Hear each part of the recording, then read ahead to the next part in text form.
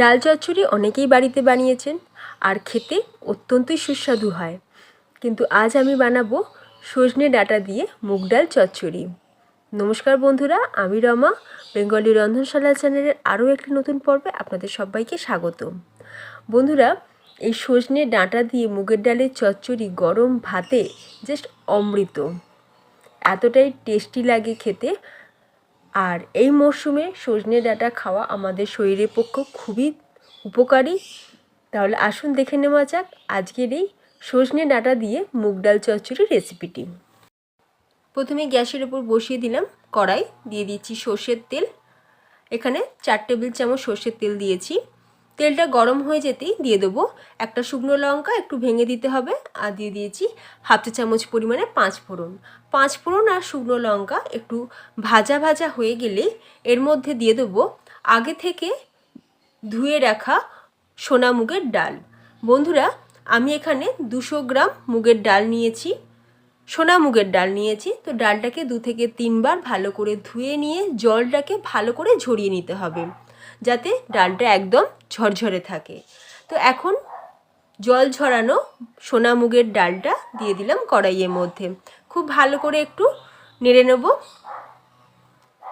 1 থেকে 2 মিনিট লো ফ্লেমে ডালটাকে একটু ভাজা ভাজা করে নিতে হবে।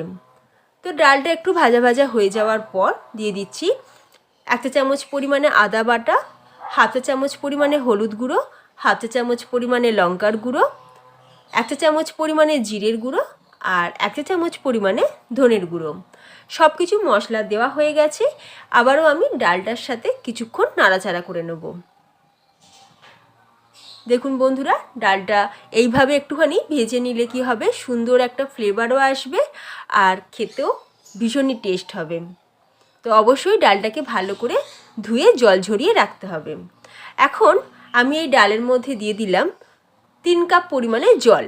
এখানে আমি 1 কাপ মানে 200 গ্রাম ডাল নিয়েছি আর 3 কাপ জল দিলাম, মানে 600 ml আমি জল দিলাম।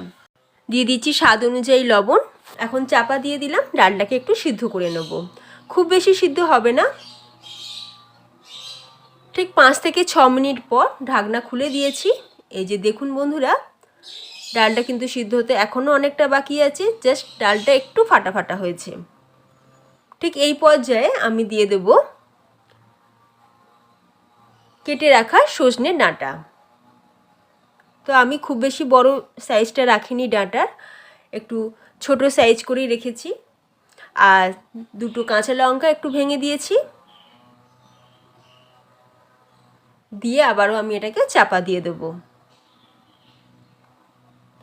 আরও কিছুটা পরিমাণে একটু জল দিয়ে দিলাম, যাতে সজনে ডাঁটা আর ডাল দুটোই একসাথে সিদ্ধ হবে। তো চাপা দিয়ে দিয়েছি। আবারও ঠিক 6 মিনিট পর ঢাকনা খুলে দিচ্ছি। আরও কিছুক্ষণ নাড়াচাড়া করে নেব। এই যে দেখুন বন্ধুরা, ডাল কিন্তু ভালো মতন সিদ্ধ হয়ে গেছে আর তার সাথে সাথে ডাঁটাও ভালো মতনই কুক হয়ে গেছে।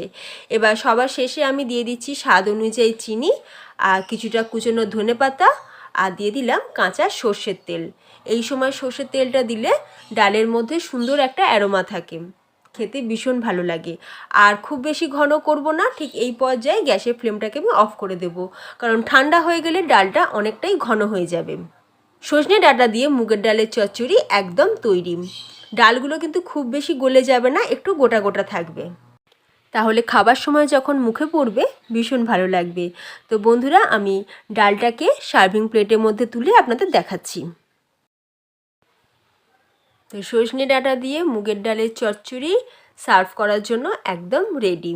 গরম ভাতের সাথে প্রথম পাতে একবার এইভাবে বানিয়ে খেয়ে দেখুন, স্বাদ কখনোই ভুলতে পারবেন না। তো বন্ধুরা, কেমন লাগলো আজকের এই জমজমাট রেসিপি? যদি ভালো লাগে তাহলে প্লিজ ভিডিওতে একটা লাইক দিয়ে ভিডিওটা শেয়ার করুন আপনাদের ফ্রেন্ডস এবং ফ্যামিলির মধ্যে। আর বাড়িতে বানালে আমাকে কমেন্ট করে জানাতে ভুলবেন না আপনাদের কেমন লাগলো। বন্ধুরা, আমার বিভিন্ন রেসিপির ভিডিও ইনস্টাগ্রাম এবং ফেসবুক পেজেতেও আপলোড করা থাকে। যদি আপনারা সেই পেজ থেকে দেখেন, অবশ্যই পেজটাকে ফলো করার অনুরোধ রইল। তো বন্ধুরা, আজ এই পর্যন্তই। ভালো থাকবেন, সুস্থ থাকবেন। দেখা হবে নতুন কোনো রেসিপি নিয়ে। ধন্যবাদ।